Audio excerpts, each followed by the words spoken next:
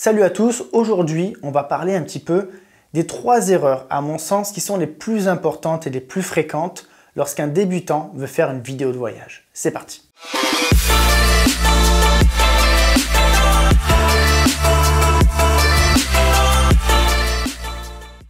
Alors la vidéo de voyage c'est devenu un rêve, c'est devenu quelque chose que tous les gens aiment faire. Que tu fasses de la vidéo à titre professionnel, amateur, que ce soit juste pour toi, pour tes propres vacances, tu as envie de faire une vidéo de vacances maintenant, une vidéo de voyage. Alors le problème c'est que là-dedans, pour les personnes qui veulent vraiment commencer à faire de la belle vidéo de voyage et essayer d'aller un peu plus loin dans ce niveau-là, il y a quelques erreurs qui reviennent souvent pour les débutants. Alors je parle vraiment des débutants parce que vous allez voir que en fait ça ne correspond pas aux personnes un peu plus expérimentées parce que ces personnes-là, on va dire, auront le droit plus ou moins de faire ça.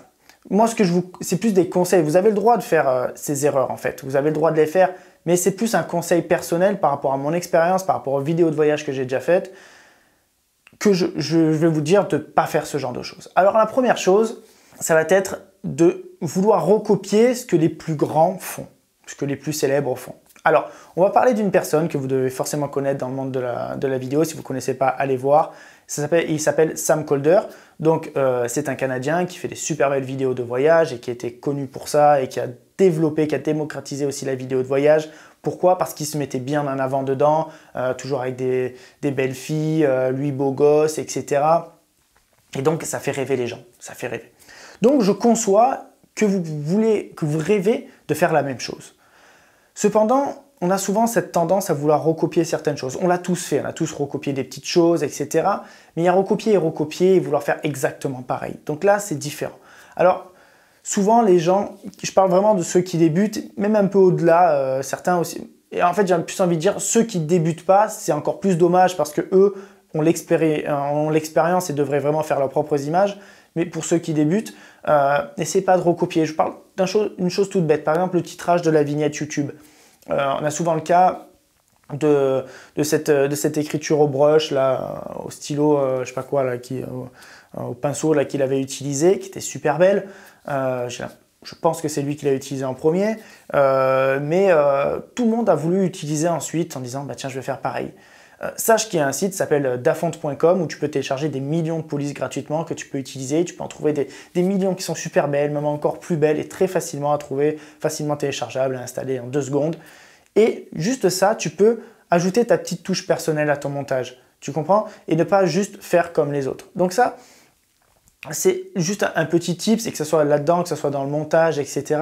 Alors, bien sûr que c'est bien aussi de recopier. Pourquoi? Parce que tu vas t'expérimenter, tu vas filmer, tu vas monter, et donc voilà, tu vas acquérir de l'expérience, ce qui va pouvoir t'aider. Donc dans un sens, je vais te dire oui, fais-le si ça te motive de faire des choses, mais ne les montre pas forcément. Pourquoi? Parce qu'on va dire ah oui, mais tu as fait comme lui, tu as fait comme lui. Alors si tu es vraiment débutant, ok, mais si tu es vraiment débutant, à mon avis, tu vas avoir du mal à refaire exactement comme lui parce que certains plans sont parfois compliqués, il faut certains matériels, etc.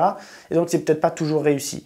Donc c'est pour ça que recopie ces choses-là, fais-les en off chez toi. Pourquoi? Pour t'expérimenter, pardon.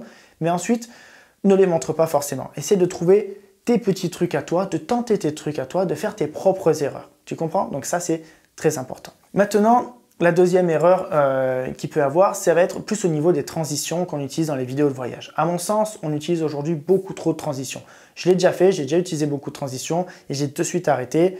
Moi aujourd'hui, c'est pas mon truc, c'est plus le cut, faire des belles images et donc focaliser sur les images, mon cadrage, la lumière, la colorimétrie, des choses comme ça et moins sur les transitions. Pourquoi? Parce qu'aujourd'hui, les gens font des transitions pour montrer et parfois faire croire qu'ils savent faire du montage. Dire, oh tiens, regarde, j'ai passé des heures à faire cette transition. Ouais, ok, bon. Mais lui, il a fait la même, lui, il a fait la même, et 14 millions de personnes ont fait la même. Tu comprends? Donc, tu n'as rien apporté. Fais un cut classique, même si tout le monde fait des cuts, mais si tu fais 2 belles images collées ensemble, pour moi, tu as encore plus réussi qu'une transition que tout le monde a déjà faite. Donc, ça aussi, même si je comprends l'envie de vouloir faire des belles choses, parfois, ces transitions sont très belles, sont bien utilisées, parfois, elles ne le sont pas du tout. Par exemple, je vous donnais l'exemple du zoom in, zoom out qu'on utilise beaucoup. Si vous faites un zoom in, alors vous prenez un plan drone et que vous faites un zoom in dans un autre plan drone, ça n'a aucun intérêt. Et pourtant, ça, je le vois tout le temps, tout le temps, tout le temps. Pourquoi? Parce que le zoom in a pour but de zoomer dedans. Donc, si vous partez d'un plan large, allez vers un plan serré. Par exemple, si vous utilisez un plan drone en haut, hop, zoomer sur un plan d'un personnage en bas. Ça va d'en haut et hop, ça zoome vite sur le personnage. Moi, je l'ai déjà utilisé par exemple dans ma vidéo en Islande où je zoomais, j'avais un plan large de la glace, hop, je zoomais dedans et j'allais dans un plan serré de la glace. Là, il y avait un sens.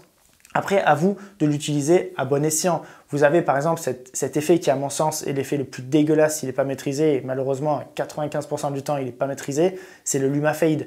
Le Luma Fade est absolument dégueulasse. Alors là encore, c'est les goûts et les couleurs. Chacun pense ce qu'il veut.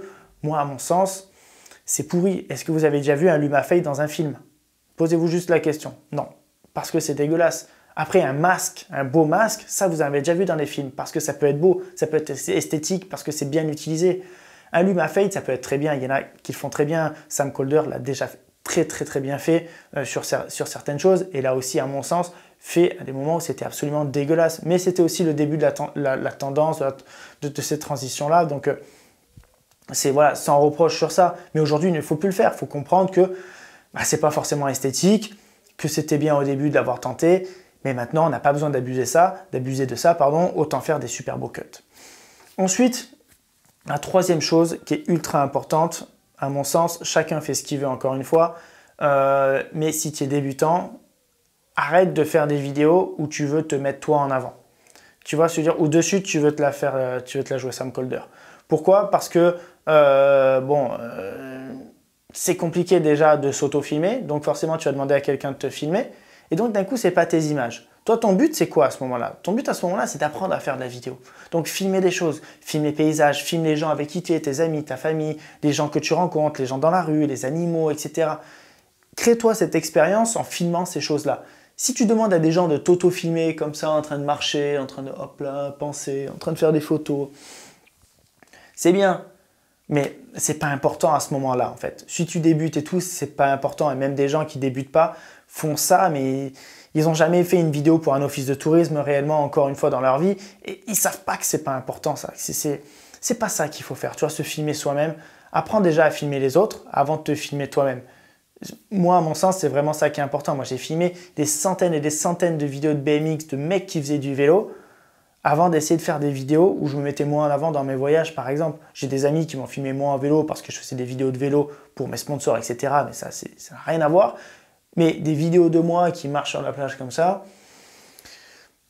bref, soit tu le fais parce que ça a une importance, soit parce qu'aujourd'hui, moi, des clients me l'ont demandé. Par exemple, j'ai déjà fait avec Club Med, par exemple, parce qu'ils m'ont demandé de moi me mettre en avant pour que les gens s'identifient, etc. Mais sinon, ce n'était pas mon but. Ce n'était pas ce que je voulais faire.